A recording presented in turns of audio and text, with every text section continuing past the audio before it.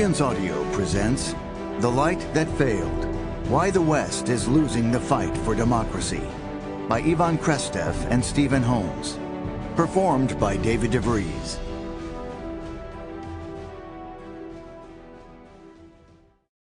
Imitation and its discontents. We are all born originals. Why is it so many of us die copies? Edward Young. The future was better yesterday. We used to believe that the year 1989 divided the past from the future almost as clearly as the Berlin Wall divided the East from the West. We had trouble imagining a world that is radically better than our own, or a future that is not essentially democratic and capitalist. That is not the way we think today.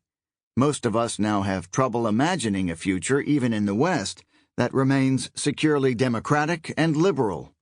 When the Cold War ended, hopes for liberal capitalist democracy spreading globally were high.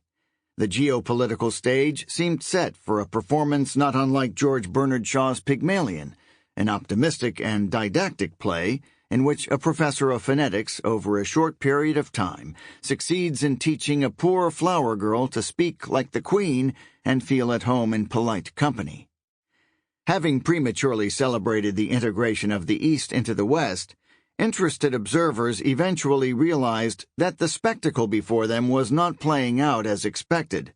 It was as if, instead of watching a performance of Pygmalion, the world ended up with a theatrical adaptation of Mary Shelley's Frankenstein, a pessimistic and didactic novel about a man who decided to play God by assembling replicas of human body parts into a humanoid creature.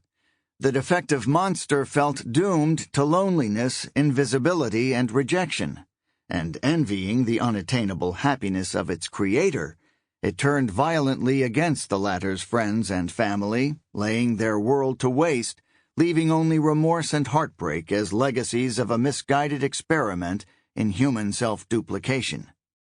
How liberalism ended up the victim of its heralded success in the Cold War is the story this book aims to tell.